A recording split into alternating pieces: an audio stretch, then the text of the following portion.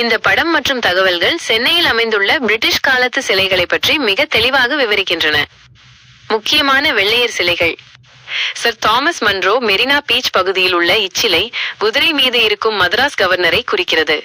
இவர் ரையோத்துவாரி வரிமுறையை அறிமுகப்படுத்தினார். Sir Arthur லாலி Island grounds அல்லது மவுண்ட் ரோடு அண்ணா சாலை பகுதியில் உள்ள இச்சிலை இவரின் ஆட்சி சேவைக்காக வைக்கப்பட்டது. லார்ட் கார்ன்வாலிஸ் இச்சிலை தற்போது அருங்காட்சியகத்தில் உள்ளது. இது ஈஸ்ட் இந்தியா கம்பெனி ஆட்சி காலத்தைச் சேர்ந்தது. லார்ட் கிளைவ் ராபர்ட் கிளைவ் புனித ஜார்ஜ் கோட்டைக்குள் இருக்கும் இச்சிலை இந்தியாவில் பிரிட்டிஷ் ஆட்சியை தொடங்க முக்கிய பங்காற்றிய அதிகாரியை குறிக்கிறது. லார்ட் ரிப்பன் கட்டிடத்திற்கு அருகில் உள்ள இச்சிலை இந்தியாவில் உள்ளாட்சி அமைப்பை தொடங்கியதற்காக வைக்கப்பட்டது. ஏன் இந்த சிலைகள் வைக்கப்பட்டன? 1. பிரிட்டிஷ் ஆட்சி காலத்தில் அவர்களை கௌரவிப்பதற்காக. 2. நிர்வாகம் வரிமுறை மற்றும் சட்ட அமைப்புகளை கொண்டு வந்ததற்காக.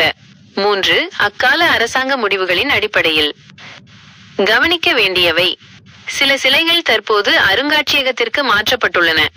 இவை அனைத்தும் காலனித்துவ வரலாற்றின் நினைவு சின்னங்களாகும். தகவல்: SAK முசப்பிஹு.